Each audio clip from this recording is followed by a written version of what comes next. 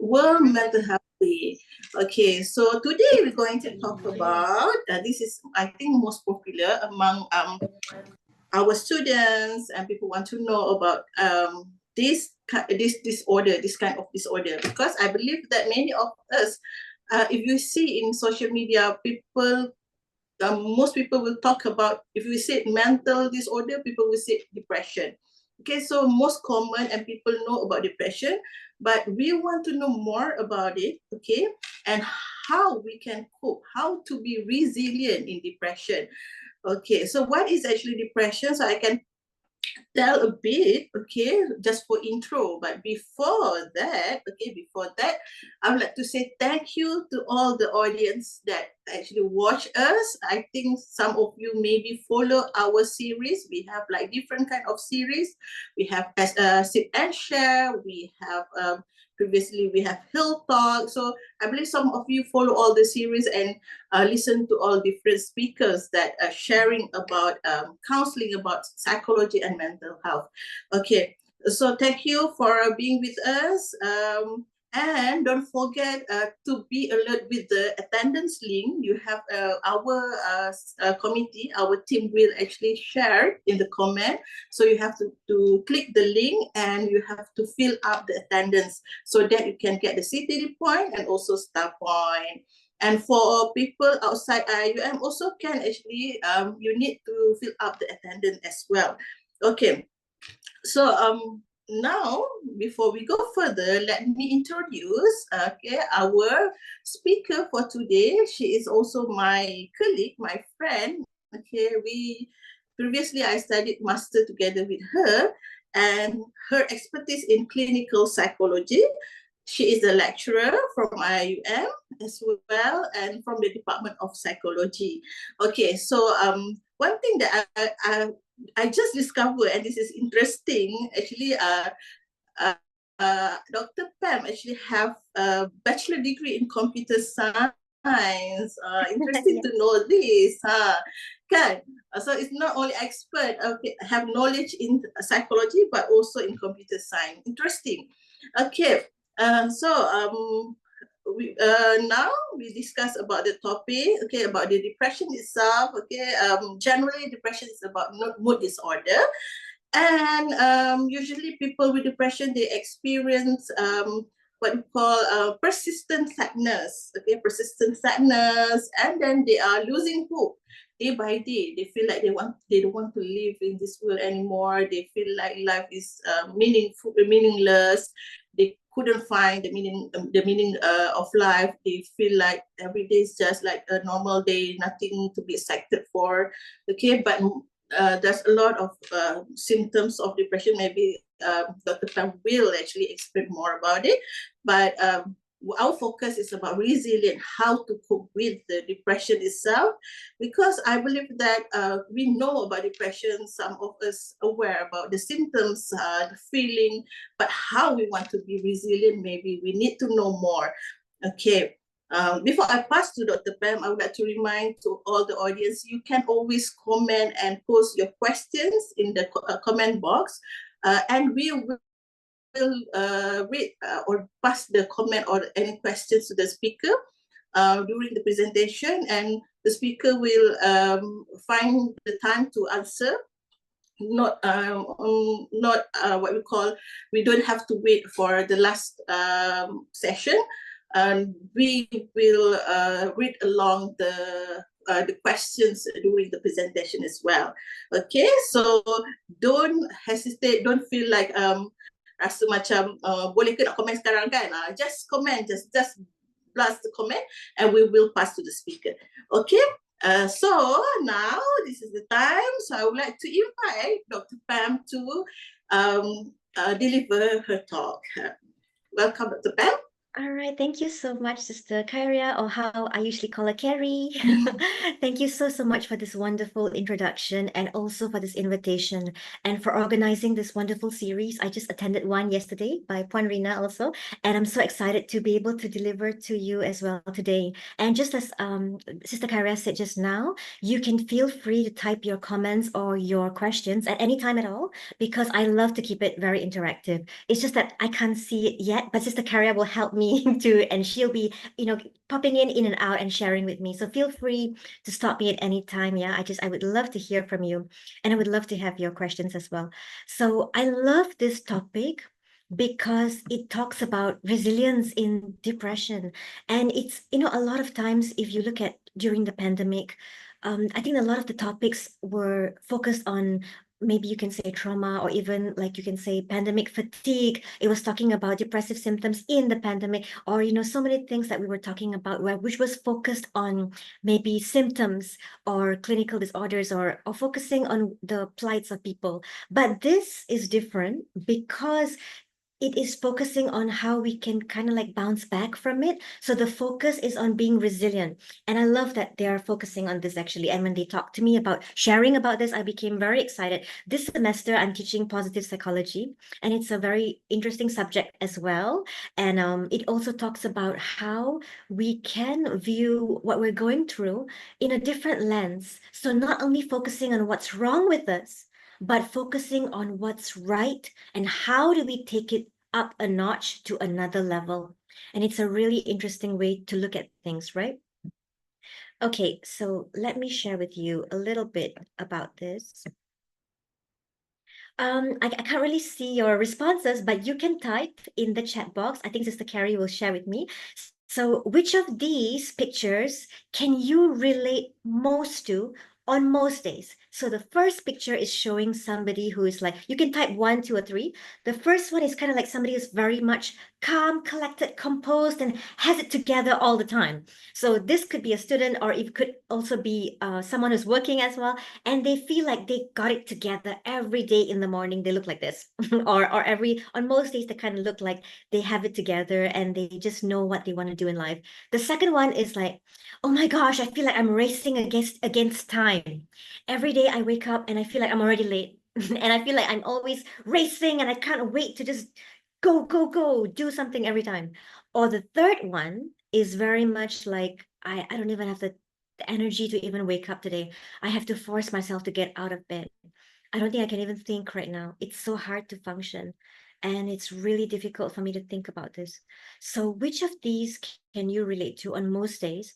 And you can choose to say 1.5, 2.5 if you want to.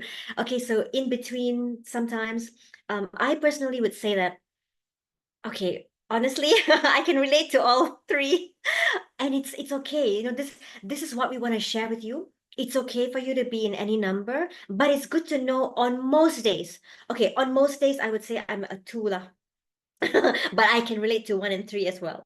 Okay, so what did we have, Sister Khairiah? Oh, sorry, you're muted, Sister Khairiah. I think you're muted at the moment. I couldn't hear you. Okay, Sorry. sorry, I type dekat tu, ada yang jawab dekat sini, they answer 2.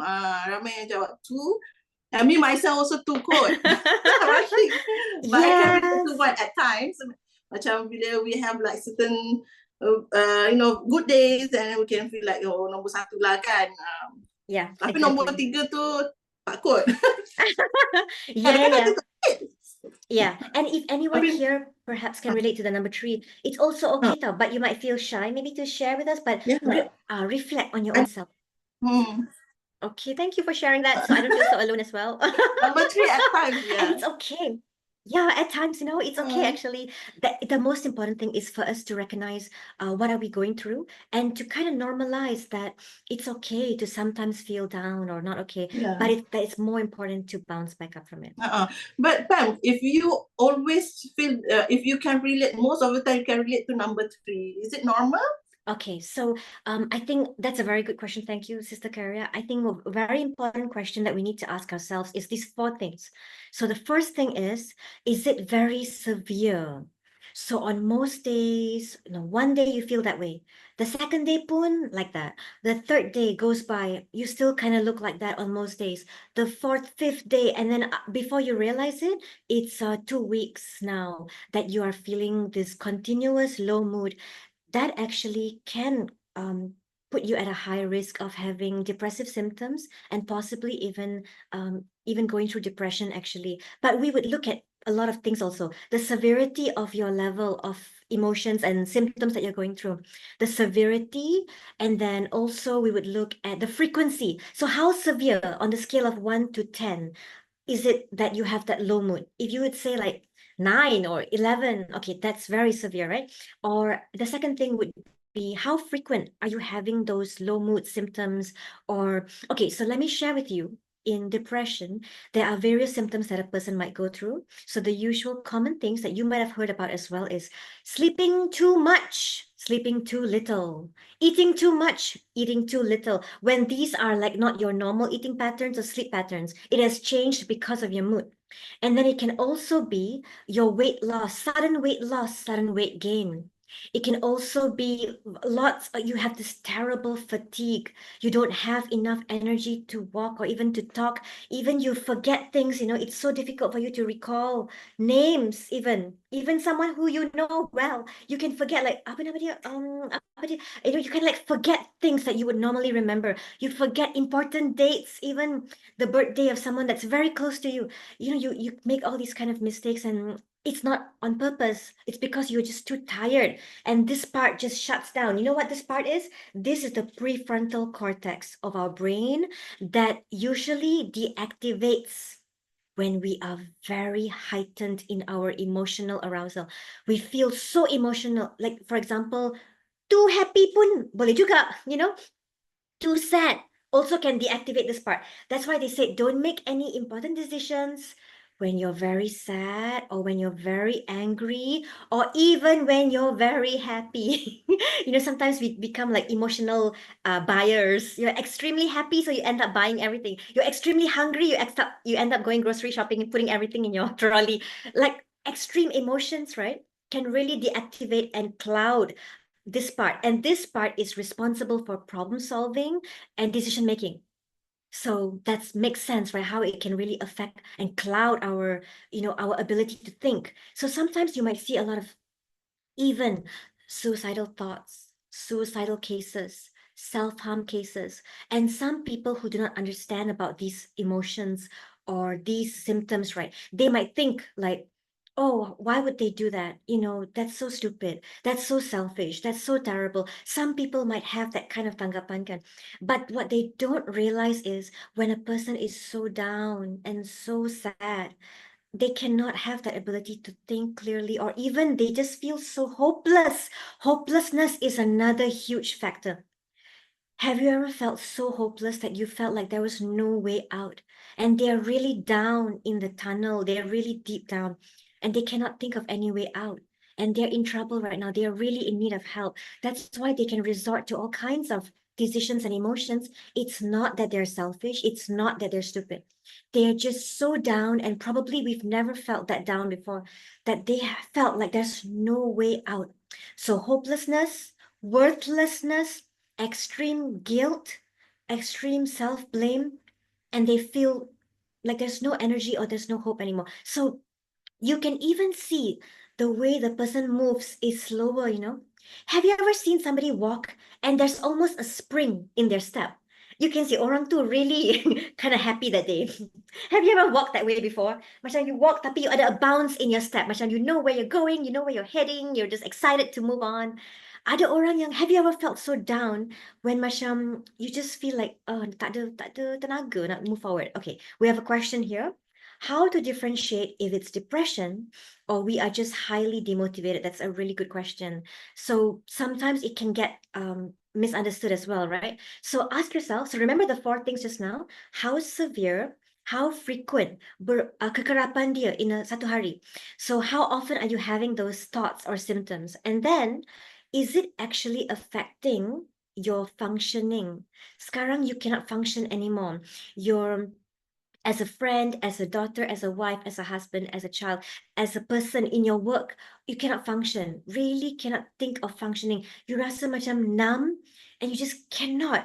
Nak buat something so simple pun tak boleh. The fact that you got out of bed and you brush your teeth is like a huge achievement. That is affecting your functioning kan. And another thing is duration. How long is the duration of your symptoms?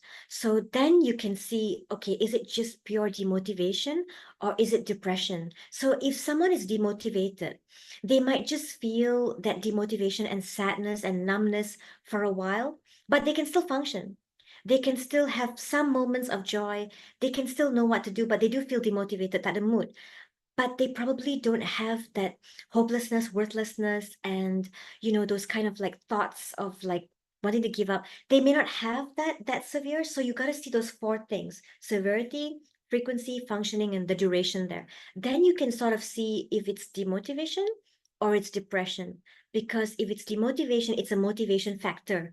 So, but other things you can still function. If it's depression, it's really affecting your entire mood and your entire day, every single moment, for continuously for about 2 weeks, roughly. Okay, I want to introduce you to this guy over here, since we're talking about resilience, right? Anyone here can guess who this is? This is Sebastian. Okay, maybe if you've been to my previous talks, then you might have heard this already. So this boy, right, he was bullied very badly as a kid. He has very big eyes, big nose, and it's beautiful features, but it's a very how do you say, like a unique feature lah. And in his class, he was bullied. He's intelligent, but he was bullied because he also has a speech disorder. He stutters, especially if he's nervous. And then he would stutter, but he's so creative, in arts. And then he grew up thinking like, you know what? I really want to go into arts and drama. And I also want to learn. He also took up an engineering course. So he was super, super smart. And then he went up to go into comedy clubs, but he got rejected a lot of times. And then he thought, you know what? Since I have stuttering problem, I'll do silent comedy. Any guesses so far? He used his weakness as a gift and leveraged on that and became someone very successful today. Anyone can guess who this is? Anybody in the chat, Khairiah, so far? Sebastian, silent comedy. Come on, you know this one. Super Okay. famous. Let me see. Okay, anyone want to answer? Who's this I'm guy? waiting for your comment, guys. He starts with, okay, the clue is, it starts with Mr. Come on, you know this one. Definitely. Mr. He does silent comedy. He used that stuttering to his advantage right now. Ni yang famous ni. Everyone, I think everybody used to watch him, right? Yes. Anyone can guess so far? Mr. Dia punya mula-mula sekali before the movie start, dia jatuh daripada langit. Clever. Yes. Down. He fell from the, what we call, daripada langit, from the sky. Anyone want to answer? Please answer. The first letter. B. We give like, okay, I count. 1, 2. Mana? Ada yang jawab? Anyone? Ada siapa yang boleh guess lah? Muka dia too cute. Masa kecil-kecil kot. Oh, Ramai dah jawab. Ramai dah jawab tak? Ada dah jawab. Okay. Okay, sorry. Okay, now. Alright. Nampak sikit masuk komen tu. Dekat I. Ada yang jawab. Desmond Wong ada jawab. Rowan Atkinson. Thank you, Desmond, my student. Aina Nadia, our counselor also. All right, thank you so much. Okay, yes, it is Rowan Atkinson. Did you know that he has a master's degree in electrical engineering from Queen's College, Oxford? And he actually used that as his strength. I mean, he used that weakness and turned it around. So he made his post-traumatic growth, and that became his staple, and he became resilient in that. So that's a little bit of like inspiration that we can get from that, right, everyone? Okay, I want to share with you some recent stats in Malaysia. This is really serious.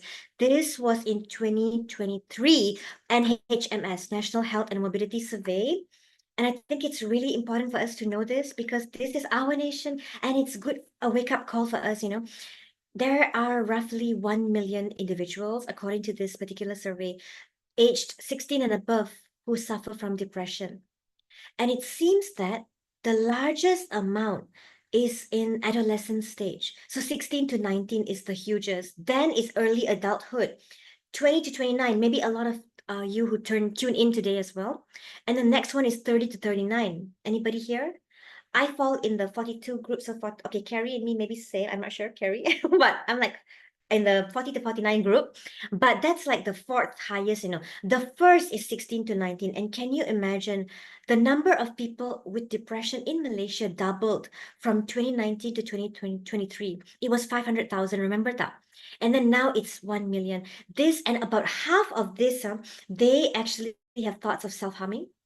And they also have suicidal ideation already because they feel like I better off be dead, actually. And a lot of times when you look at the dialogue of people who feel this way, right? They don't want to die, but they don't want to live either.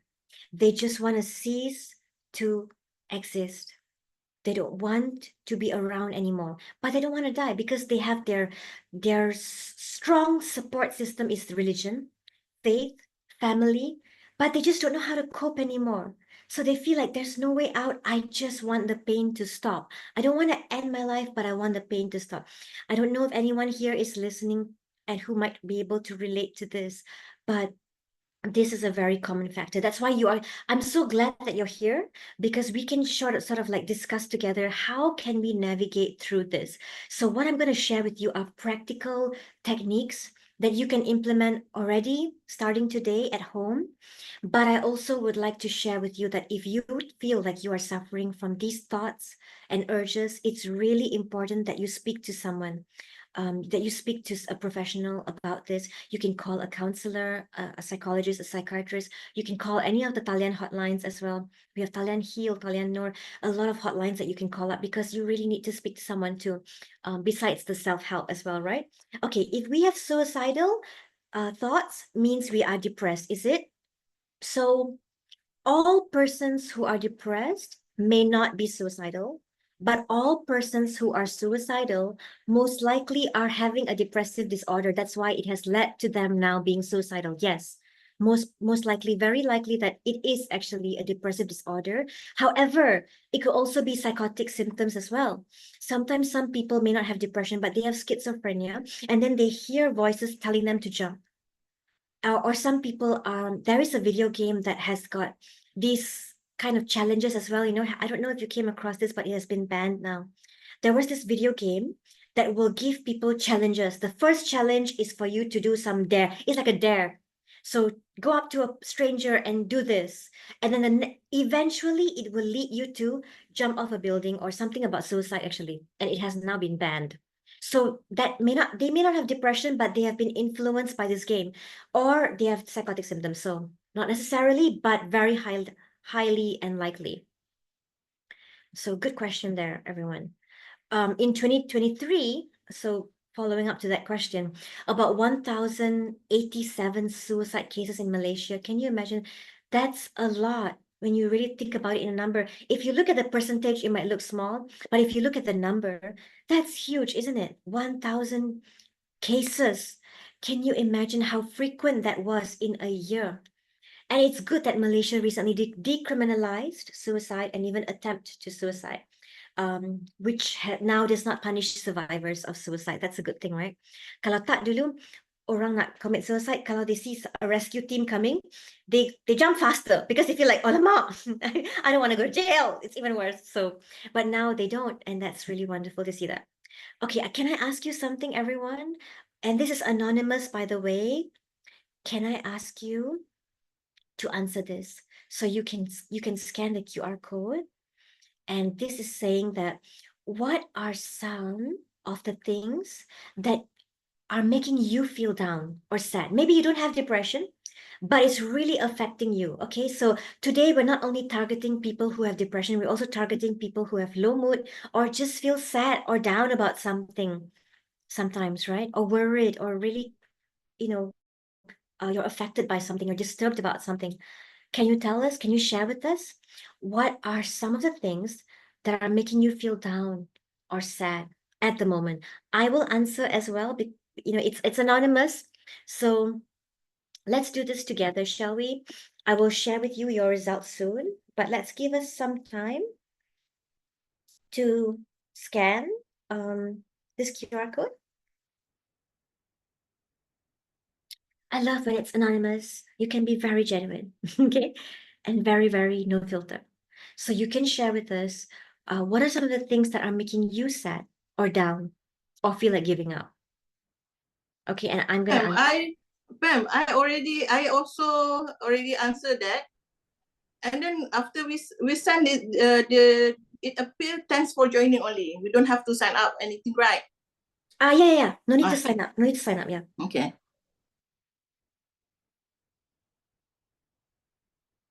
Okay, just when you click submit, yeah, thanks for joining. Correct. Okay, so give me a moment to come to our responses. Okay, many of you have shared. Thank you so much. I hope you can see this. Right, Carrie? Can I have a look at this, right?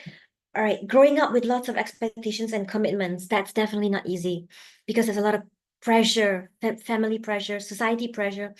My life placement. Okay, what you feel about where your life is right now, office bully. What happened? Wait, what happened in Palestine? Failed to perform duty in the best level. My family, my ability to have a healthy relationship. I feel alone and lonely. Dealing with narcissistic top management. My son is not well. When people fail to understand me or misunderstood me or misbehaving, basically I'm affected by others. So people issue, job issue, health issue, war issue. You can see also office, kids, grief about losing my loved one, a pile of work. Not so sad or down, but things are beyond my control. Like students not interested to study. Yeah, that can be very demotivating as for lecturers. I feel like everyone else around me seem to look like they can cope, like they are doing very well and understand everything that's happening. That makes us feel like what's wrong with me also, right? That also can make you feel sad. But I got news for you. Everyone always puts on a beautiful mask. Usually, we call that the commercial mask, commercial smile. But you do not know what's going on inside, you know? Works, boss, colleagues, myself, I feel like I'm not worthy. This job is not for me, but at the same time, I'm trying to be financially stable. Imposter syndrome is very, very true and common. I have it too sometimes, actually. Okay, tanggung masalah orang, betul. When we feel hopeless over things that is out of control, like family conflict, yeah, that's really not easy. It's out of our control. Be blamed for something I never get proper guidance. That too much problem occur. Disagreement among siblings, that's really not easy. I tried my best, but the result's still not okay. Kena marah. So many people in the email loop. I feel down. Yeah, kadang-kadang kita make mistake and we don't mean to, kan? It could also be a sign that we are fatigued now. We are going through a lot. That's why we can make mistakes like that. We don't mean it, but we didn't realize it at that moment. Unable to clean the house. Remember tau, all these beautiful things that you have mentioned to us today, kan? It does not define who you are as a person. It does not define you and your identity today. You know, let me show you something actually. Okay, you probably can't see it, but I went to one mental health workshop seminar, and they had this nice jar yang ada macam like fortune cookie yang ada positive messages. Okay, this had positive messages just folded up. See, I still keep it today because it meant a lot to me. When I took it, I opened up. You know, everyone who opens it, right, akan doa ataupun nak make a wish ataupun become so serious like, wait, let me see what I got. And you know what? It is a very beautiful message that I got when I was very down at that day, actually. And it says here, your past does not define your future. And I really needed to hear that at that moment. So you know what? That's what I want to say to all of you today as well. All these things do not define you as a person, but it's valid concerns. It definitely is something that is making you down, and it's painful, and it's good for us to reach out to someone who we can talk to about these things. Okay, and also, while you reach out to someone to talk to about these things, let me share with you today some of the ways that you can might be able to help you cope a little better as well. But thank you, by the way, everybody, for sharing. Okay, let's shift our perspective a little bit, because some of you mentioned that you're not really depressed or down. Okay, you know what? This webinar today, it's not just for intervention, it's also as a prevention, because a lot of times our stress level, if not addressed, can slowly develop into low mood, and then distress, and then depressive symptoms as well, and giving up, feelings of giving up. So let me share with you some early signs that some of you might be able to relate to. These are some very overt, physical effects of stress that you might be able to relate to. Can any of you relate to this? Muffin top. Okay, sometimes it could be just nutrition issue, okay, a lack of a proper diet or lack of exercise. Sometimes it could be stress related, because when we're very stressed, we have this production of cortisol levels. I'm sure you've heard of that before. And that hormone, right, it loves to accumulate fat dekat our midsection. So notice your midsection and other parts of your body. If other parts look pretty proportioned except for that part, it could mean a possibility of some effects of stress, possibly, or hair loss. Okay, I can definitely relate to this. When you sweep your floor, nampak macam, oh my gosh, that's a lot of hair dropping. This can also be one of the common symptoms as well. Okay, this is the one that I was telling you about just now, prefrontal cortex. So this is a very important part here that can really be affected when someone has depression. Okay, so I haven't come to the how yet. I'm just sharing with you the what, so that you recognize these, okay, so that you can ask yourself, do I have any of these? All right, a quick question here. Look at this graph. It's called the KIRKHS graph, okay? So it's an inverted U. It says that as human beings, kalau stress level kita terlalu rendah pun tak boleh juga. Kita akan rasa boring, kita akan rasa demotivated, and kurang tenaga. Tapi kalau too much stress pun tak boleh juga. It's over our threshold, and we probably feel like burnout and too much. So what's good then? A little bit, the right amount, in the middle, just right. Baru you rasa macam motivated. Tahu tak orang yang kerja yang rasa stress, and then they feel like, I can't wait to retire. Tapi once they retire, they feel like, oh my God, this is very stressful. I'm just doing nothing. I'm yawning. I don't know what to do. My life has no purpose. So then they start to engage in some activities. And that's what's happening here. A little bit or moderate amount is good for us. Okay, can I ask all of you right now, if you can type in the chat box, which level are you today? What's your color today as we speak right now? Are you a green? Are you a greenish yellow? Are you a yellowish orange? Are you orangey red? Ataupun you are like red, or you are maroon, blackish red, sebab memang dah breakdown dah. Okay, what's your color? Can you share with us? My color today would be, it's orange. I think it's in the middle, but a little bit tired, but still orange lah. Excited to share with you guys, and excited about our mental health week booth downstairs. Okay, so what is your color, everyone? Okay, let me see ya. Kok ada yang dah komen. Buat lagi, kejap. Okay, what's your color perhaps, Carrie, today? Oh, kalau I rasa I macam, mana tadi kejap.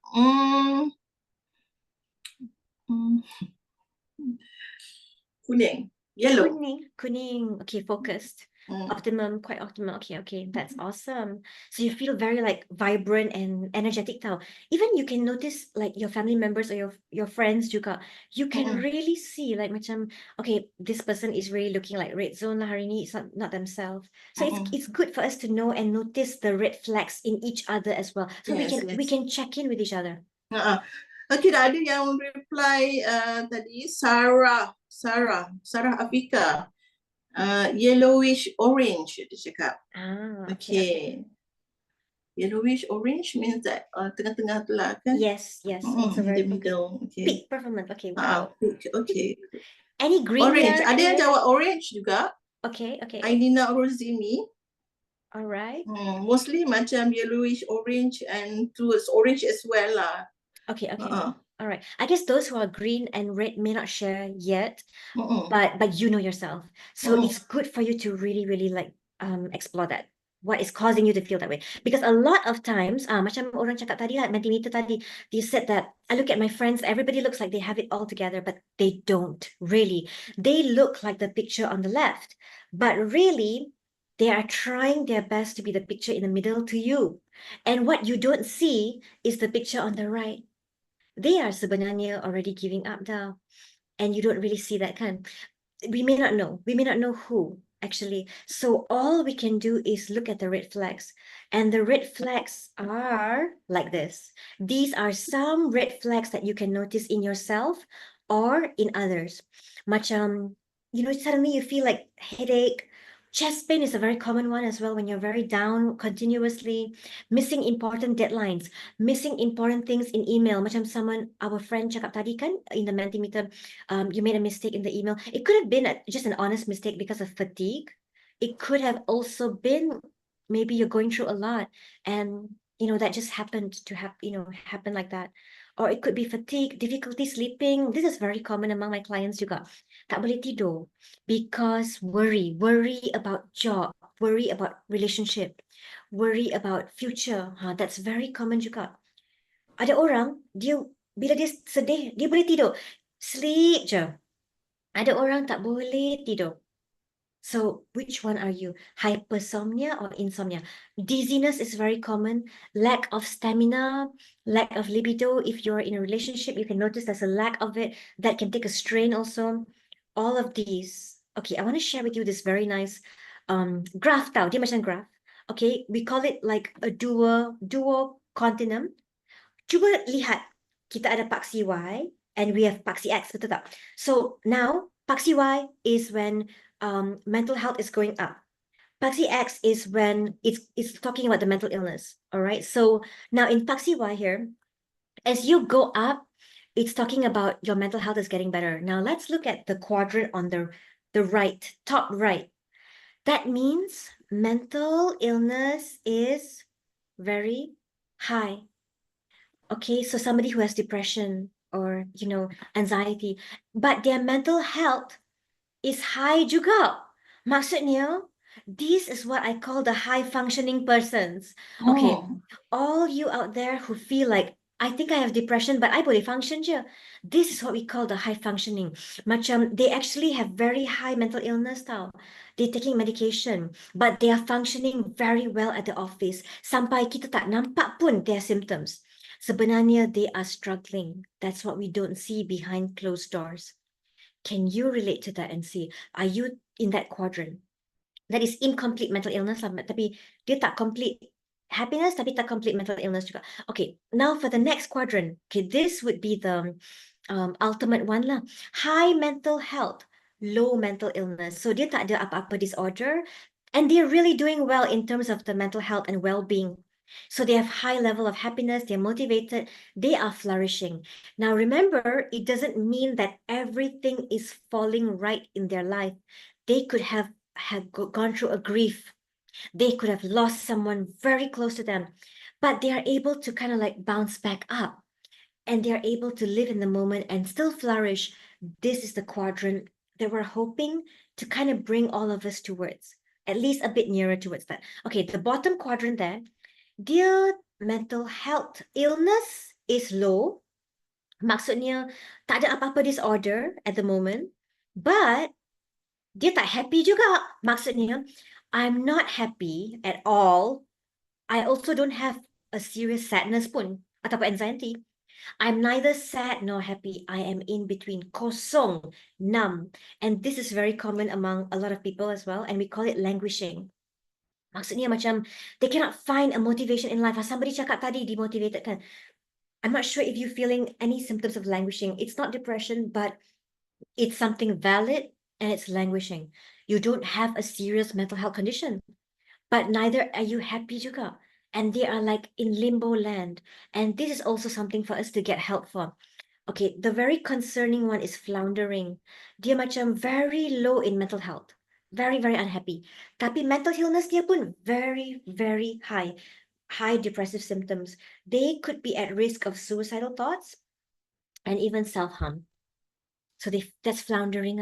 And this is where it's very high risk. It's good for you to realize in your workplace or in your mahala or at home, who could be going through that. That is something very important. Okay, if I can show you guys this column over here. Left, middle, right. Which column can you relate to? Left, middle, or right? Mostly lah, on most days. Anyone want to share? If you Okay, want wait. to. We have to wait a bit because I think just now also got many people respond the color one. Okay, okay. So maybe because the what we call the comment a bit late. Like, okay. Okay, like. Okay, So in the meantime, I'll share with you. So left, middle, and right. A disclaimer is that it doesn't mean that we are diagnosing you now. No, it just means that roughly kita boleh relate to this column. Roughly I can relate to this column, and this column relates to what symptoms I'll be sharing with you soon. So if you ask me, sometimes I can relate to the left column, kadang-kadang the middle, but more the left sometimes, I think. If I was really down lah, was really down. Okay, means that when we feel down, is it? It's not Yeah. most of the time, the feeling. Tapi most of the time lah, like okay, if you're really down, usually which column you can relate to. Tapi katakan most of the time you're kind of happy, so then you might relate to. Think about when you're down. But also most of the time, for those of us who rasa yang not so happy most of the time kan, okay, then which column can you relate to most of the time in your symptoms of like not so happy? So which column kind of describes you on most days? Maybe you might say none. For myself, if I feel down, I don't feel like down most of the time. At times I feel down. Yes. Okay, so my one is the middle one. Okay. All right. Like me, if I was down, then I think it's the left. Middle, okay. Yeah, kind of. Okay, we got the response already. So we have like from Eli Wahid, she mentions in the middle. And then we got also Maria. Maria said that is in the first column. Okay. Nurliana in the middle. We have Hanim also. Ada yang Hanim said that sometimes left, most of the time middle, rarely right. Means that ada tiga-tiga ni. Okay. Is it possible? It's possible, yeah. Okay, now I'm going to show you what it means. So roughly, it kind of falls under these categories. So the left one, I mean, it doesn't mean that now remember our disclaimer, it doesn't mean that we're diagnosing you now. You do not have anxiety disorder or depressive disorder, but it just means that these symptoms fall under that category. So if we do not do something about it today, it could develop into something more. So it's good for us to realize like, okay, maybe today I rasa hopeless, wordless, I rasa sangat guilty, fatigue, I rasa so down, tak ada mood nak makan. Okay, maybe how long am I having that? Remember the 4 questions: severity, functioning, frequency, duration. So how long is it actually doing that, is it continuous? So then you need to reach out for some help perhaps so that we can address that, because otherwise it can fall into that category, becoming a bit more severe. That's just what we want to have to help you to realize. Okay, now we come to the meat for today's session. When life throws you lemons, you make lemonade. We know that, right? We heard of that very much. When life throws you asam, okay, because we are like in Malaysia right now, let's Malaysianize it. So sementara kita tunggu chat box. Okay, maybe Carrie can tell us. When life throws you asam, Carrie, you make apa? Hi, asam boy. Yes. Yes, yeah, betul. I love mango asam boy, especially. Oh my gosh. But it can be any other asam as well. Asam ice cream, whatever. But yeah, basically, when life throws you some sour stuff, we make it into a beautiful asam boy and refresh it. So there are the 4 common A's to addressing how to become resilient. Can we avoid? Tak boleh juga. Can we really avoid our stressor? Cannot all the time kan. Okay, alter lah. Can we alter? Betul tak kita boleh change everything? No, I think somebody said in the Mentimeter tadi juga, macam there's not everything that is within our control kan? Betul. Okay, accept. Kita reda je, kita accept. Betul, bagus kita nak buat macam tu. That's really good. But sometimes kan, kita rasa so hard to just accept everything. Maybe we want to do something about it to be more resilient. That's the adaptation too. I like to think of adapt is like you're accepting with some modifications in order to help you bounce back a bit better. Okay, so there's some question here. How to differentiate between burnout and depression? What a great question. Okay, burnout symptoms. Look at your symptoms in burnout. Burnout is basically stress that has now gone towards chronic stress and it has gone towards burnout. And you know what? It hasn't gone towards the fifth stage. We call it habitual burnout. Burnout is still stage 4 tau, if you want to look at the burnout scale. Kan? So stage 4 burnout is like, yeah, you definitely feel a lot of like those depressive symptoms are there too, but it may not be classified as a depression.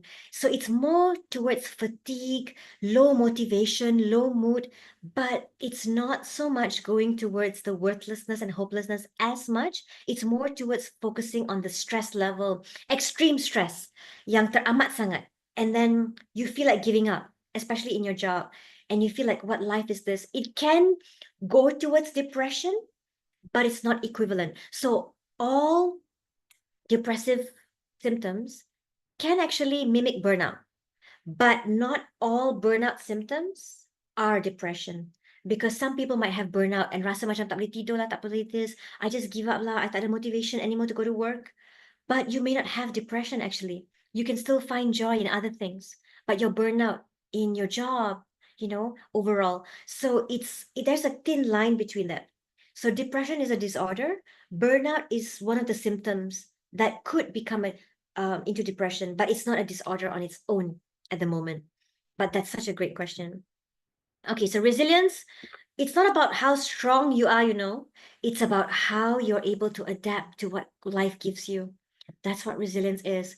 Okay, the first technique I want to share with you is targeting your thoughts. I know this sounds very cliche, and this sounds like, yeah, target my thoughts. How am I supposed to do that? Okay, it's a very simple way that you can think of it. It may not be simple to implement, but as you keep doing it, it will get less hard. So one of the things that you need to do is remembering that your thoughts affect your emotions and your emotions affect your behavior. A lot of people have been abused or may have traumatic experiences. And sometimes the trauma may have happened when you were younger, but you carry it till today, and that's not wrong. It's understandable. But when we keep doing that, we keep reliving the trauma over and over again in our mind. That's when our thoughts are focused. So our thoughts are kind of like having a cycle of reminding ourselves of that bad incident, that negative experience, being scolded by someone, being insulted by someone. That someone, if your stressor is a person, that someone is enjoying their day. They're having a cup of coffee, they're enjoying their day, but we are reliving that trauma over and over again, right? We are like re-victimizing ourselves accidentally without knowing. And because our thoughts are focused on that. So how do we kind of come out of that loop is kind of reframing our thoughts. And one way to reframe our thoughts is to say to ourselves that, yes, I did have that horrible experience. It was not okay what that person did, but I choose to focus my thought on something that can help me heal today. What can I do today to help me heal? Like you're changing that trauma into a healing. If you feel like it's too heavy for you to do alone, then it's okay. That's when you get help for it. Because remember, focusing your thought on it is just going to make the feelings louder and the depressive symptoms are going to become more and more. And that emotion is now going to translate into a behavior. And your behavior is probably going to be like low motivation. You don't want to get out of bed. You want to isolate yourself from people. You don't want to do anything. And you feel low self-esteem. You give up on things. You turn down opportunities because you feel you're not good enough, because you chose to believe that emotion, and that emotion was coming from a thought that was put there by a person, an incident, right? But there's a difference here, you know. Those thoughts are not put by a person. It's actually an incident that happened. That means the driver of your thoughts is you. Okay, can you visualize a bus right now, everyone? That bus represents your mind. Who is the driver of that bus? Who's the driver? Is it people? Is it your past experiences? Who's the driver? It's you, right? You're the driver of that bus. So your thoughts are the passengers. The passengers represent your thoughts in that bus. You can have positive thoughts and negative thoughts. So some of your thoughts might sound like this. They come and whisper to the driver tau, which is you. Baik kau give up je. You know, you are no use. No use you try to do that particular presentation or job because you have been insulted before, kan? Better you just give up because that person said this kind of like comment to you. You made that particular blunder in that email, kan? Kan you are useless, macam tu. Okay, that's a thought. That's a passenger, kan, in your bus. That's a thought in your mind. The passenger in your bus. Now, you can respond to that passenger that's trying to whisper things to your mind, to you. And you can say, yes, I made a blunder, but that does not define me as a person. It does not define my whole identity. I'm not a failure.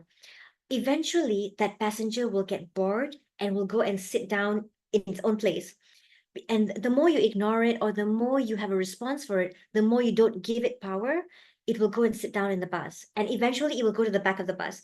The moment you listen to that passenger and that passenger takes over the steering wheel now that passenger is in control. No longer is it you. That's what you have to remember. A lot of times, the remote control to your emotions is not in your hand. It's in somebody else's hand. You know how it happens?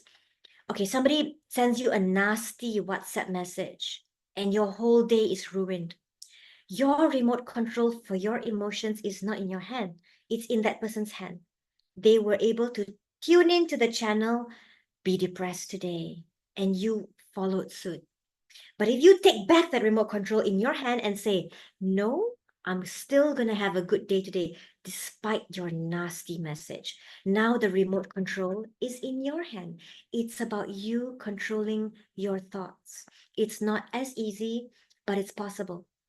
You will have positive thoughts coming telling you as well, you know what, you got this. Okay, go with those thoughts, right? So it's about you being in control of your thoughts. Think about it in this way. A wonderful guru, my mentor, shared this with me.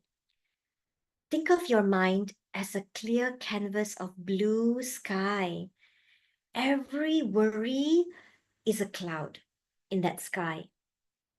When that cloud comes by your way, don't push it away. Allow it to pass you by. It's okay. That cloud is playing a role of teaching you something about yourself. Maybe you're disturbed about something, right? It's okay to be disturbed about something. You're not doing anything bad. It means that you don't like those kind of comments. You don't like that kind of incident. You don't like to be treated that way. Or you didn't like what you saw. That's why that cloud is coming. It's a disturbed cloud, you can say, or a worry cloud, or a depressed cloud. Okay, don't push it away. Embrace it. Embrace it towards you. What is this cloud telling me?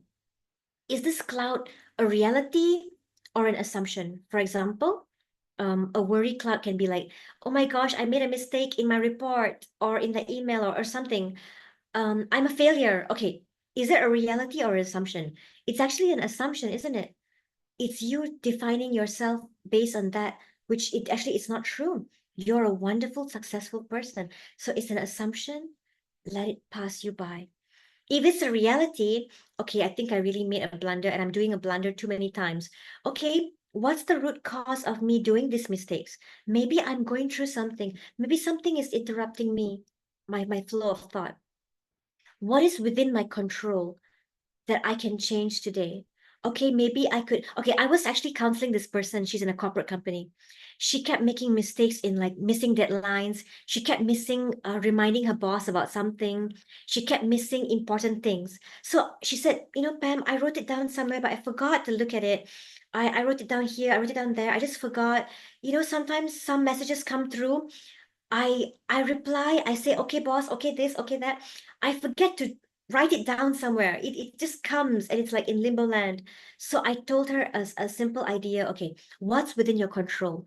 Maybe you could forward that particular reminder to yourself in WhatsApp. You know, in WhatsApp, you can message yourself. So I said, what if you do that? Because you prefer to use your phone, not write things down, right? So what if you forward that reminder and message it to yourself? So don't open that message. That's a message to yourself, right? You open it at the end of the day. So you keep messaging yourself. Do you know how to message yourself? I think all of you know how to message yourself. There's a part there, right? So that's a simple thing that she did that's within her control, changed the way she looked at herself because she kept feeling like a loser, like a failure because her boss kept scolding her. Kind of changing the way you look at things. So then you address that cloud, let it pass you by. Our goal is not to push the clouds away. Our goal is to allow them to pass through our sky because the more you push it away, the stronger it will come back to bite you, right? So notice your thoughts. Put on an inquisitive, curious hat. Just observe. If you're angry, say, oh my gosh, I think I'm really angry to hear that comment. You know what I do? I would keep quiet and I would go aside. I will leave the room usually. I will leave the place for a while to calm myself down and process what just happened. If I'm sad, I will just leave the place for a while, come aside for a while and process what happened. In my job, I'm always around people. I always deal with people. I always speak to people. I'm always around people. So I'm so blessed that in UIA we have our own office here. So I come aside to my own little space and corner here and I just process, okay, what am I feeling? What am I thinking? Okay, even this I learned from my mentor. He will always say this, oh, check the traffic in your mind. What's going through your mind right now? What are you worried about? What is disturbing you? What's going on up there? Process what you're thinking and then think, what can I do right now about that issue? Because otherwise, you're going to suppress. It comes out as chest pain. It comes out, you know what we call that? We call that psychosomatic symptoms. When unaddressed emotions start to manifest themselves physically as a headache, as a stomach ache. Stomach ache is usually unaddressed worry. Headache is usually like, it can be anything as well, unaddressed grief or sadness. When I was, I recently experienced grief actually. I lost my very close friend. It was actually a couple of months ago. And at that time, it was like a exam period, we have to submit our marks, a lot of marking to do. I needed to be, okay, Pam, redirect your focus, do it. Mark, just have to function. And my symptoms were diarrhea and indigestion, and I did not have appetite to eat, and I could realize like, oh my gosh, I'm really going through this. This is what grief feels like, Pam, for me, in how I was experiencing grief. And it comes in waves. So you need to know your own symptoms and then reach out for help, talk to someone about it. And I did that. I reached out to my friends, I talked to someone about it, and it really helped a lot. They cried with me, or you have someone, a safe space. And it was really nice to have that. If you don't have a safe space, then maybe talking to a counselor, a psychologist, or a hotline, a helpline that you can actually contact if you want to be anonymous. Okay, so these are some common thought patterns that you might be able to relate to. These thought patterns, we call it I like to call this, okay, the left one, all or nothing thought pattern. It's also called the Mr. and Miss Emergency, like they catastrophize. Sorry, that's not all or nothing, sorry. This is the catastrophizing thinking style. Small thing went wrong, you panic, Terus. I call them the Mr. and Miss Emergency. The Mr. and Miss self-sabotage is this thinking style, we call it in psychology, right? Personalization thinking style. This is the imposter syndrome. I think a lot of you put that in the Mentimeter just now. You self-sabotage yourself. You feel like I'm always worthless. And you kind of like sabotage yourself when opportunities come your way. I've seen that happen to people, they always feel like they're never good enough. This could be blocking your resilience and you from bouncing back. Okay, the next one is the Mr. or Miss black or white. Either I be perfect and happy and the clouds align and everything be wonderful, only then I'll be happy. I know someone who said this to me. My children are not married. I will only go for holiday when my children are married, and then only then I will be happy. That is very conditional happiness. So your resilience is conditional. That's dangerous, isn't it? When things are not going your way, so you will give up. So that's dangerous. So that's why I told the person, then your happiness is conditional. Only when A, B, and C happen, I will do it. Then later, you know what they will say? Only when my kids get children, then I'll be happy, for example. It will never stop there. Okay, the fourth one is Mr. or Miss Superhero. I should sacrifice. As a mother, I should do everything. I should do that. I should be able to perform to my best and perfection. That's the should thinking style. So that can also block our resilience.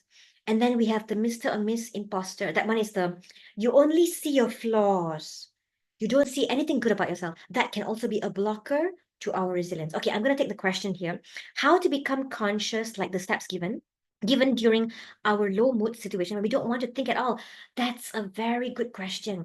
When this part is not able to think, that's true. That's very, very true. I'm going to come to that in just a little bit. So that part, we will have to target your physical, your behavior. And I'm going to share with you more about that, yeah? Okay, so instead of this thinking style, it's called the downward spiral thinking style. We try to go towards these thinking style.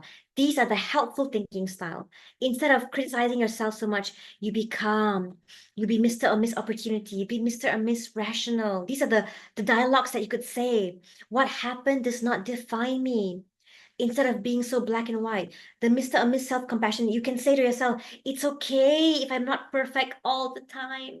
You know what they say, right? Give it your best. But if your best was not good enough, it's okay.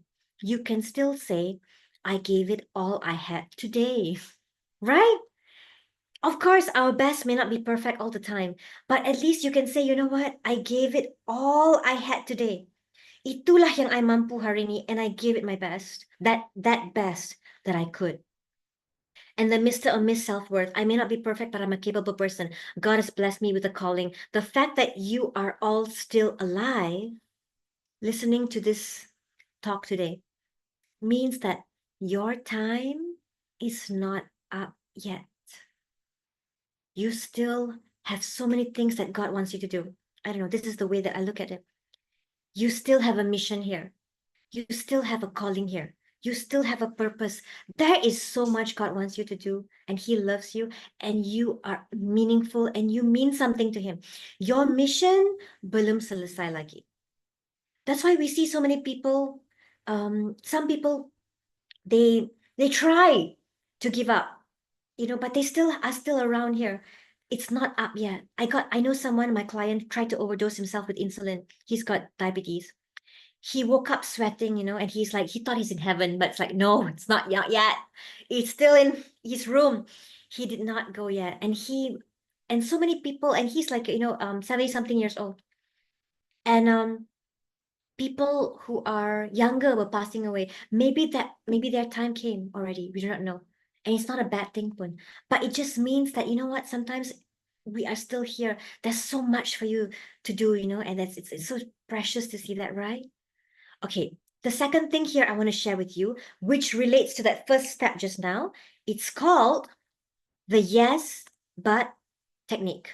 This is a positive self-talk. So when something negative happens and you cannot think, like somebody said just now in the question, right? You cannot think, use the yes, but technique. So it goes like this. Yes, that horrible thing happened. Okay, look at the Mentimeter just now. Yes, I'm not appreciated at my workplace. I'm not appreciated at home. Things are so horrible. Everybody else seems to have it all together. I feel like it's just me who's going through this. Yes, all that crap is happening. But you know what? I'm still standing here. I'm going through all these things. I'm still surviving.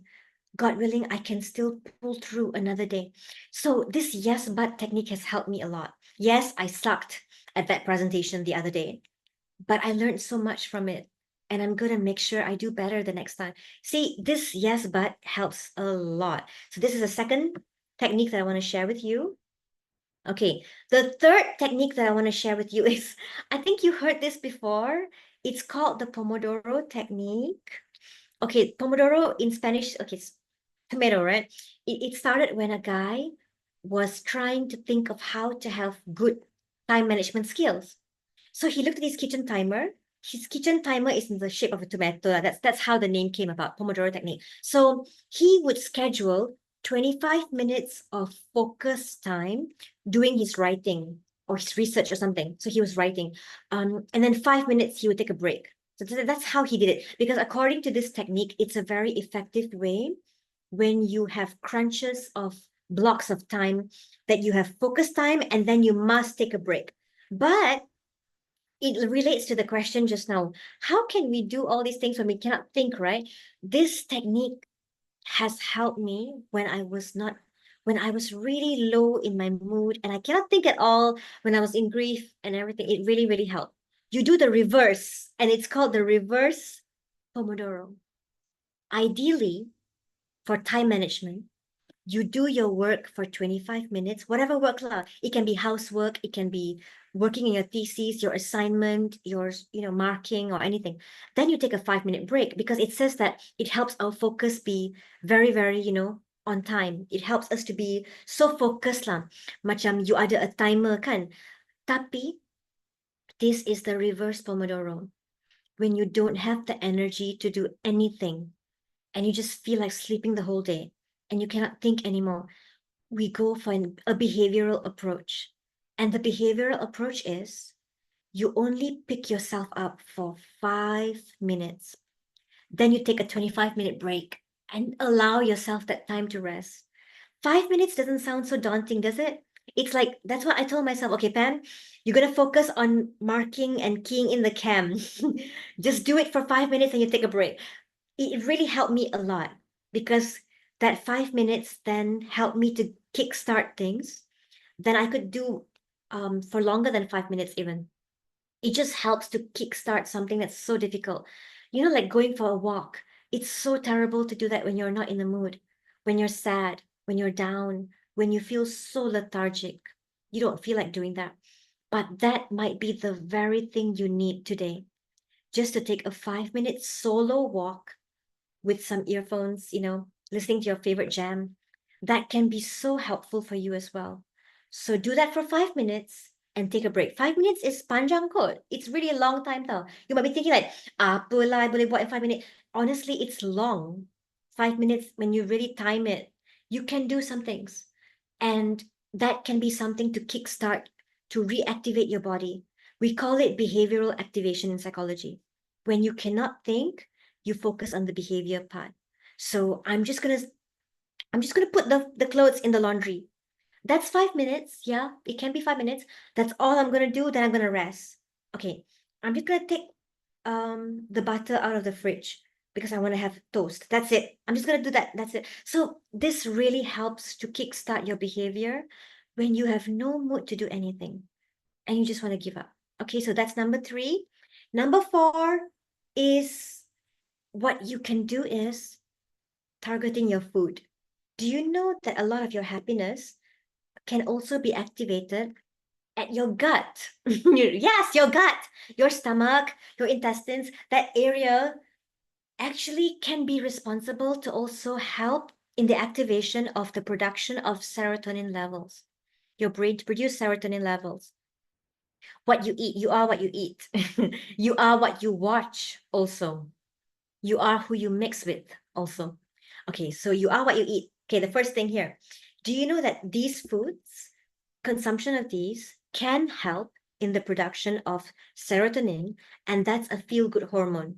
Okay, this disclaimer, it doesn't mean that I eat the salmon, immediately I must feel happy. Come on, feel happy. No, it's when you eat it, as you keep consuming these foods regularly, they can help in the production of serotonin levels, and it can actually boost your your hormone level, your mood, as you do it consistently in terms of serotonin production.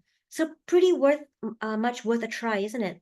There's also like bijirin, oats, bananas, pineapple, walnuts, dark chocolate. These are things that have been known to actually help with mood. It does not solve the problem. But if you're saying that I cannot function, I cannot think, what can I do within my control? This is something to try as well, with regards to not trying to fight against your emotions, but trying to incorporate as a holistic health move. Okay, you are what you eat. You are what you watch. What do you watch on Netflix? What do you watch on TikTok? What do you watch on Insta? If you're sad and down, chances are you're going to be watching stuff that are very down and sad. It's not wrong, you know. In psychology, we call it movie therapy. You watch things where it's the person is also going through something similar as you. You kind of feel cathartic. You know, cathartic? It's when you have this production of emotions and tears flowing out of you.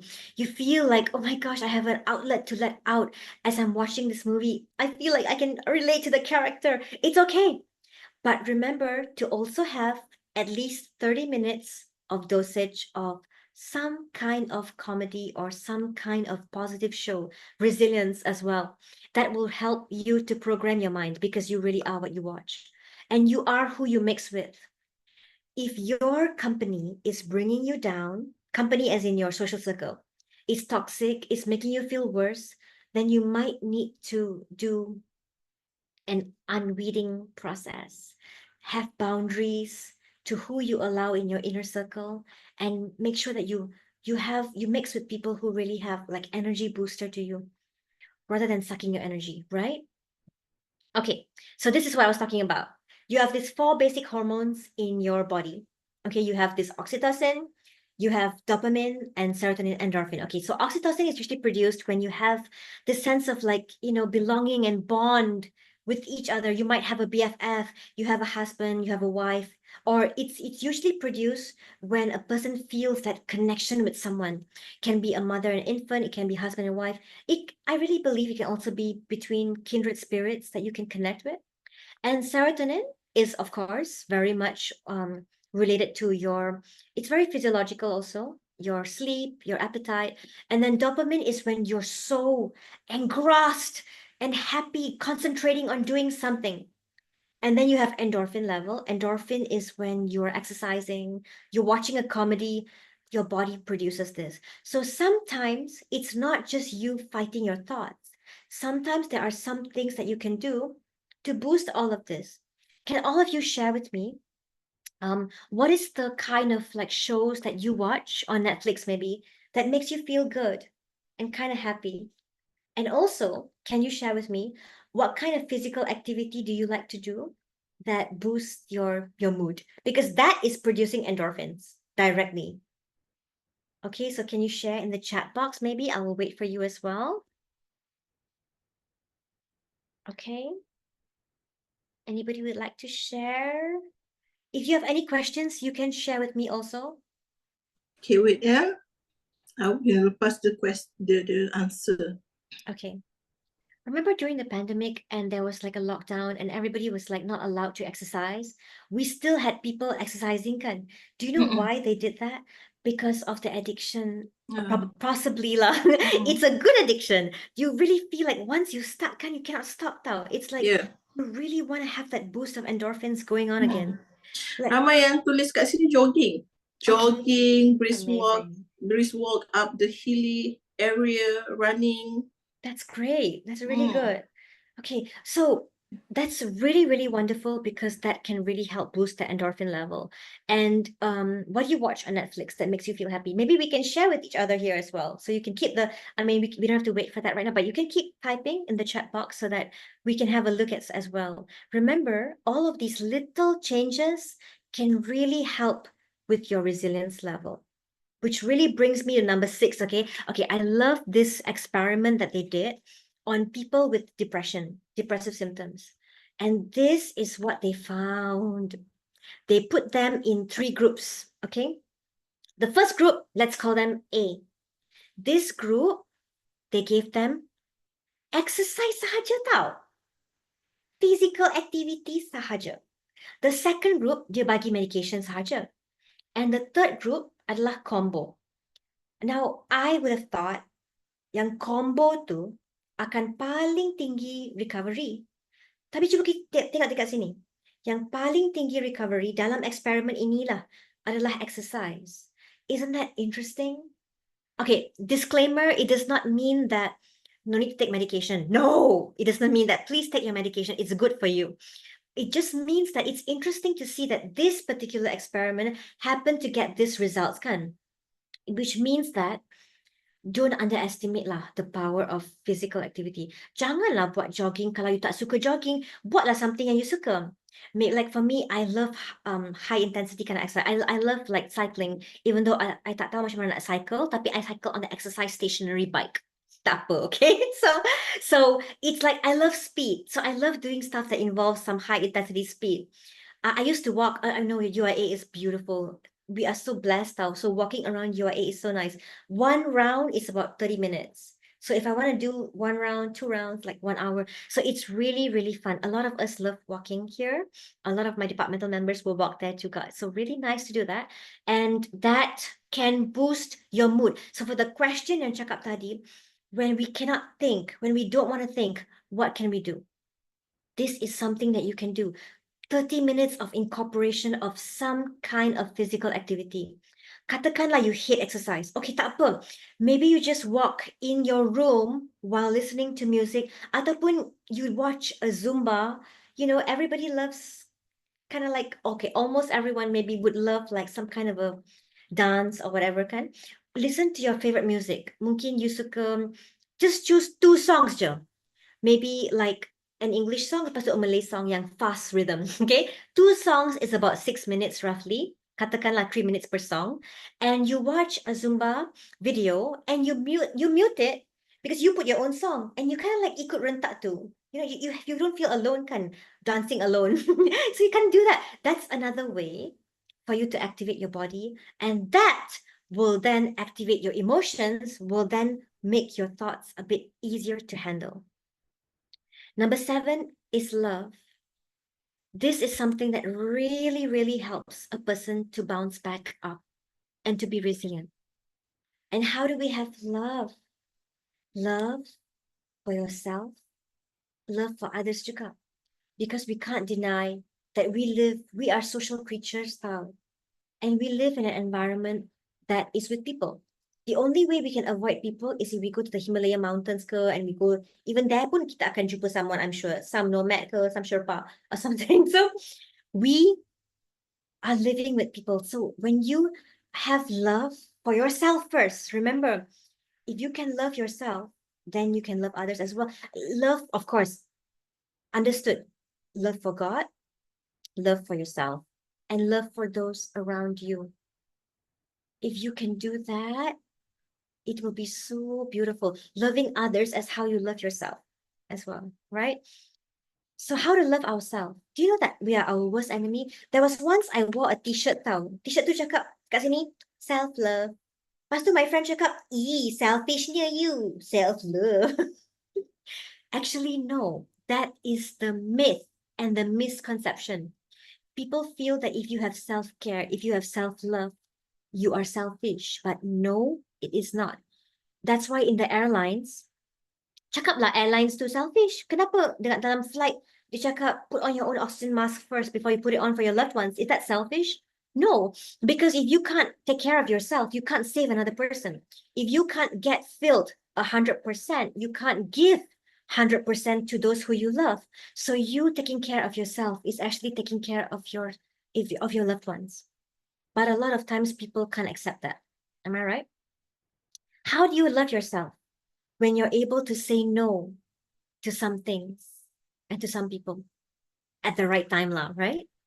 When you're able to have boundaries, when you're able to give yourself a chance to be happy, when you're able to forgive yourself when you make a mistake, when you're able to empathize with yourself, being comfortable with the uncomfortable feeling is also a very important thing as well. So this is something that we don't have enough of. Or maybe you feel you love yourself. Macam mana kita zalimi diri kita? Kita skip our lunch semata-mata nak meet deadline ataupun nak please somebody else, and give your time to somebody else. That is menzalimi diri kita in a way. Betul tak? Do you think so? In a way? Macam kita stay up malam-malam supaya kita, of course it's important to meet deadlines. I'm not saying don't meet your deadlines. Please meet your deadlines, but do it within your capacity as well. If you can do it and sleep at, I don't know, whatever time that works for you, let's say 11 p.m., instead of like, I have to be perfect and sleep at 3 a.m. and compromise your health, that's going to be dangerous, right? So I feel like sometimes I've been so unkind to myself. I have, like if you listen to the song by Pink, I love the song called Perfect. It says that change the voices in your head, make them like you instead.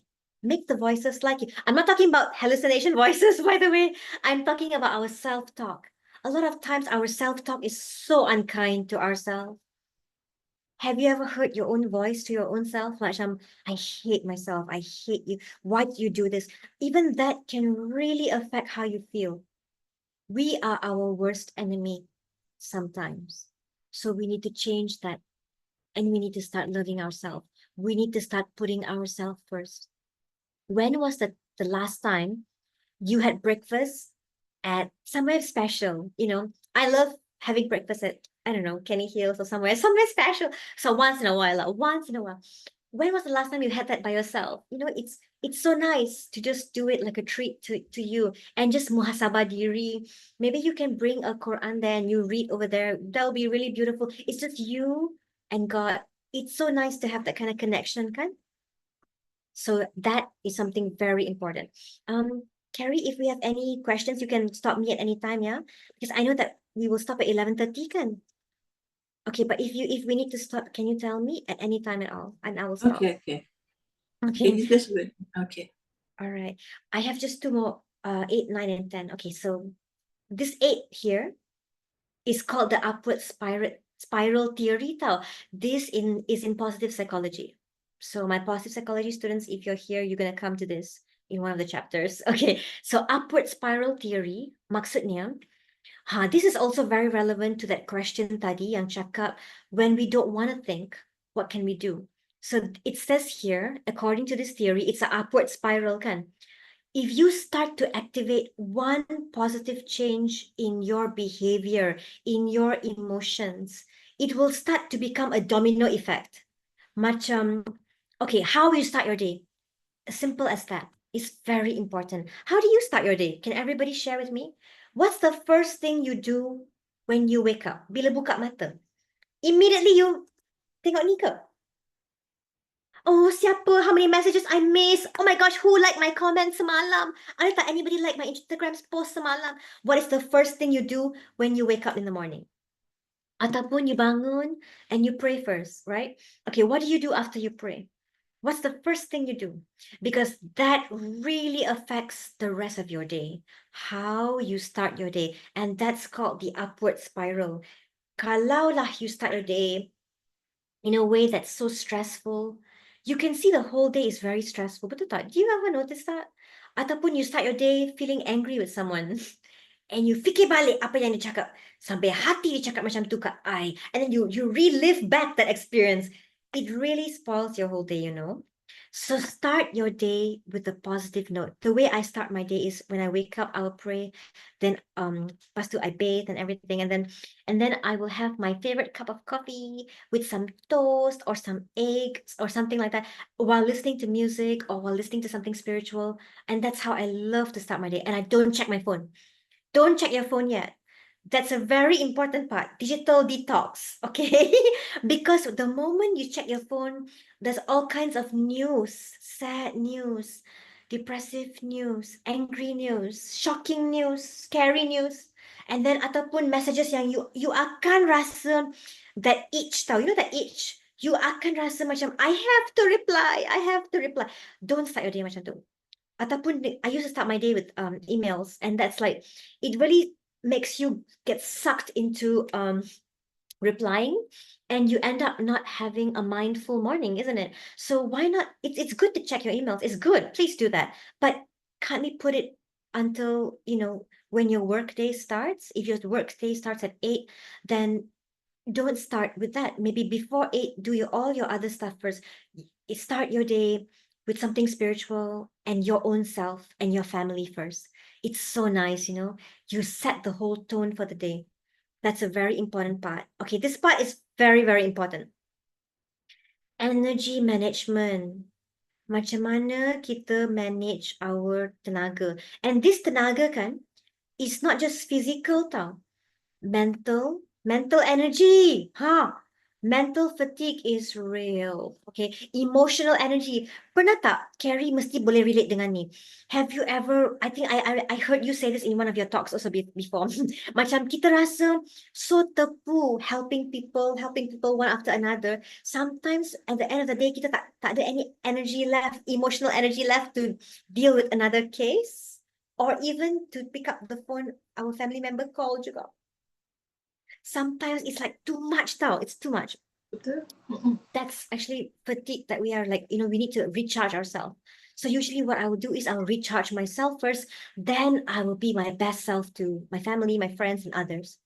So that's actually mental and emotional food. So we need to recharge that because that is very connected to our physical and that is very connected to our spiritual. Don't forget the spiritual food.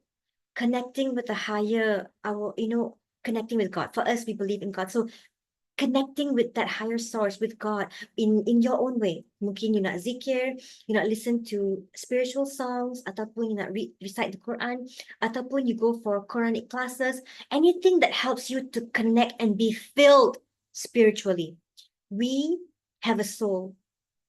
In the Department of Psychology, we are focusing a lot on the science of the soul. If any one of you would like to have a listen, even I joined the class, you know, Dr. Jusmawati is teaching Mondays and Wednesdays, Science of the Soul. I love to listen to that. Even I attend as a student juga. So it's really wonderful spiritual food. Then there's mental and emotional food. That's when you just like unwind, laugh with your friends, watch a comedy, listen to music, go for your going for a walk is physical food. So mental and emotional is just you getting that very nice me time or kind of like listening to music, doing your thing. You need your space for yourself. You can be a mom, you can be a wife, you can be a husband, you can be a father, but you need your time as well for yourself. You are carry first sebelum you are a mother of somebody. That particular part, that's what I remind my mom juga tau. Always remind my mom that. I even save her contact in my phone as her name. I put mom, then I put her name there. Her name is Santa Teresa. So I put her name there. It's like I want to always remind myself that she is a woman and a soul first. Sebelum she became my mom. So I always ask her, what do you like to do, mom? She sacrificed her job to take care of my sister and me. She was a teacher too. So I always remind yourself that you are a soul first before you are all the other roles. That energy management is very important. Balance your energy, right? Okay, the last one here is glimmer. Okay, I learned this word from my friend, Madam Raini. Okay, she will share with me, oh, Pam, you are my glimmer moment. And I'll be like, you are my glimmer too. So glimmer is actually like wonderful things that happen in your day. Wonderful little sparks of joy that happen in your day. That's glimmer. Me talking to you now, interacting with you. This is my glimmer for today. I mean, one of my glimmers for today. You being able to do something that means a lot to you is a glimmer moment. Something that makes you thrive and be resilient. It can be as small as giving a charity to something, buying someone belanja, someone ice cream. It can be as small as smiling. Senyuman itu sedekah. Smiling juga is a glimmer moment as opposed to our triggers. It's like a bank account tau. Your emotions are like a bank account. Every time something positive happens, that you can create it too, you are depositing to that bank account. Every time something negative happens, it's like a trigger. You are withdrawing. Now, check yourself. Is your bank account bankrupt or it's quite amazing, pretty stable? You even have a fixed deposit. Macam tu. Emotional bank account. Okay, not your bank account dekat somewhere bank. Okay, it's your emotional bank account. Check your bank account. Your bank account is also like a relationship bank account tau. Relationship account. Every time you do something nice for your partner, your friend, your family member, you are depositing into that account. Every time something negative happens, that's a withdrawal. It's okay to have withdrawals, but make sure that you have more deposits and don't be in a deficit because that can challenge our resilience. Okay, I'm gonna pause there at the moment. Maybe is there any questions right now, Carrie?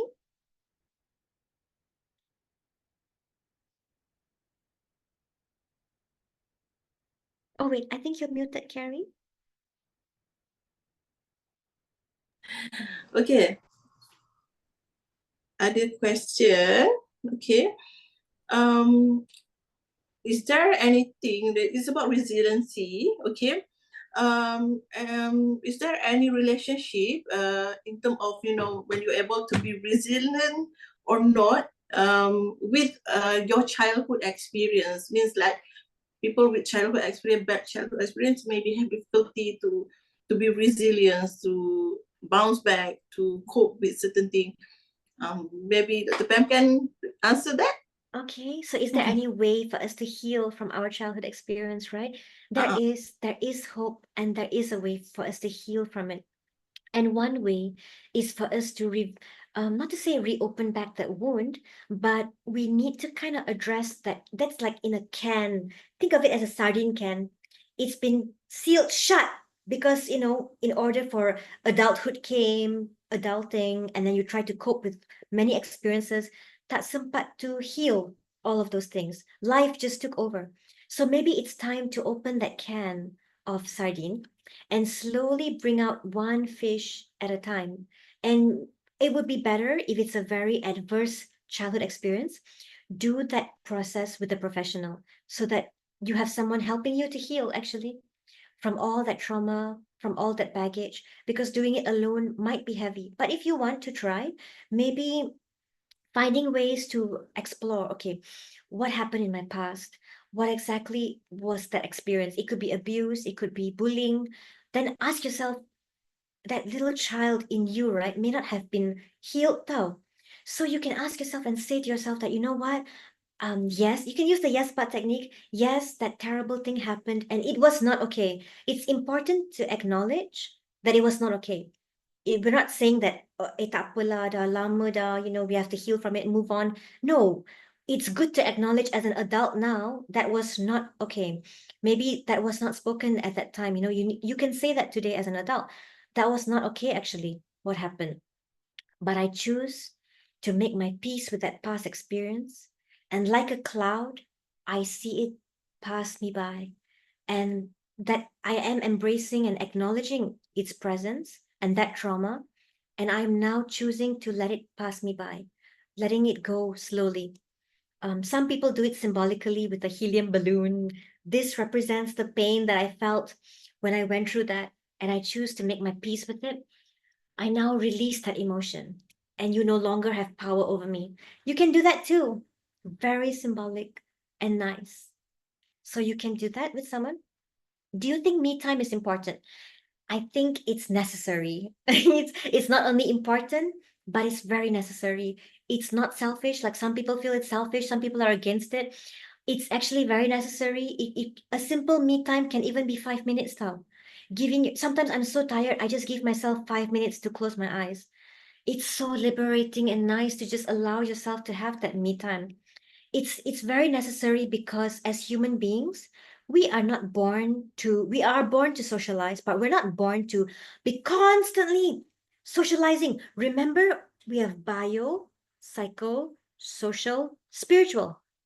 There's a time for us to sleep. There's a time for us to to maybe exercise. There's a time for us to, you know, do some nutritious things for ourselves as well.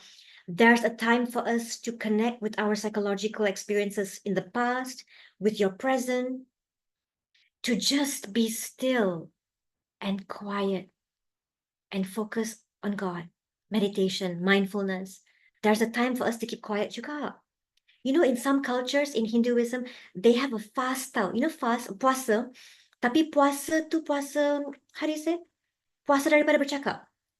They have a fast, it's just like a word fast. I mean, sorry, not a word fast. It's speaking fast. So that whole day they don't speak. Huh. There's also In Christianity, there's a fast called word fast. Word fast is they will be the whole day they spend on reading the Bible. So in Quran, you also have fasting from food. You can also fast from certain things though. Today, I want to fast from social media. Digital detox. Okay, you can see how amazing your day can be, you know, you guys. And you fast reading the Quran. Your food for that day is, you know, instead of social media, you resist the urge to open TikTok. Okay, go and open the Quran, for example. That's a very nice way. So biopsychosocial, spiritual. Social is important, but your me time is also important. Okay, that's what I want to share with you. Yeah. Okay, any other questions? Anyone else as well? So this is the digital detox here. Okay. Anybody would like to share some comment maybe? If before you go, if I can just share this with you, yeah. This is very nice for you to scan. Let's scan this QR code very quickly. This is actually an energy audit though. It's an energy questionnaire to see how um how strong are you? How energetic are you? How depleted are you? Let's scan it. It's just got, I can't remember, very short one. You can do it in your own time, in your own me time as well. Cuba check this part here. Okay, take a screenshot of this particular score, guide to the score. You can also find it online. This questionnaire is available online. It's called Energy Audit. It helps us to realize, are we having an energy crisis? Mungkin kita penat dari segi physical dan emotional juga. And when you total up your scores, see what you got. Okay, but you can do this in your own time. You can take a screenshot of this particular screen as well. They got 4 parts though: body, emotion, mind, and spirit. That's why I love it. It's so nice. Literally really, really wonderful for us to see that. Okay. The questionnaire that I did, right, the Google form, dia tak total up automatically. You can manually just 1, 2, 3, 4, 5. Okay. All right. So maybe I'll pause here now, Carrie. Anyone else would like to ask a question, or should we round up? Okay, I think there's no questions anymore in the Facebook Live. Maybe we can make the conclusion and round it up. Okay. Right. All right. So I just want to end here by telling you and reminding you of this particular thing here. Everyone, if you can see this will be great for you to take a screenshot if you want to. This is just the summary of all the techniques that I was sharing with you just now. There are about 10 techniques that can help you, practical tips and techniques that you can do at home today to help you be a little bit more resilient. So one is targeting your thoughts. Another one is self-talk. One is managing your behavior and time. One is about the food that you eat. Watch what you eat. Watch what you watch. Watch who you spend your time with. Activate the hormones, the 4 basic hormones. Have a physical activity. Don't forget to love yourself and spread love around you too. But most importantly, it starts with you. And then how you start your day really activates and sets the tone for the whole day. Check your energy level and find little glimmer moments throughout your day so that hopefully we can be a little resilient like this boy that we saw just now. All right, everyone. So thank you so much, everyone. Salam. I'm so happy to have met all of you. Okay, thank you, Dr. Pam. Thank you for your sharing. Alhamdulillah. Okay, we managed to finish and conclude the slot very well. The most important thing, I have learned a lot and refreshed all my knowledge and everything, and I can relate to the cases that I have with my client as well, and give me idea also what to do next with my client. Alhamdulillah. Okay. And one thing that I really like when you say that all your concerns never define you as a person, but however it is valid, because sometimes when we tell anyone, like we share our problem, people tend to like being judgmental and telling like, oh, this person is like this and like that. But the concern doesn't actually define us itself, okay? Because we are human beings, we face problems, and every one of us facing problems or any challenges in life. Yes. Okay. And other thing is, one thing that I really love in this presentation is, you are, even though we don't have, like people in the Zoom, why we don't make like, we don't allow, our audience to be in the Zoom, because we have like past experience that people actually scam us. They put the inappropriate presentation during the program. So that's why we use FB Live. But however, the session is very interactive, and I love how Dr. Pam actually explained. And it's very light and very easy to be understand. And really love how it is like very informative and easy to be practiced for the audience, inshallah. Okay, so I think that's all for today. Alhamdulillah, you guys can still watch this video because it will be posted in our FB and also our YouTube. But if you want to refer, then you can just go to our FB and you can rewatch again if you want to take the important notes. Okay, so thank you, Dr. Pam, for being with us today. Inshallah, later on, if we have other program, we will invite you again, maybe with other topics. Of course. Okay. Thank you so much. Thank you. Okay. Assalamualaikum warahmatullahi wabarakatuh.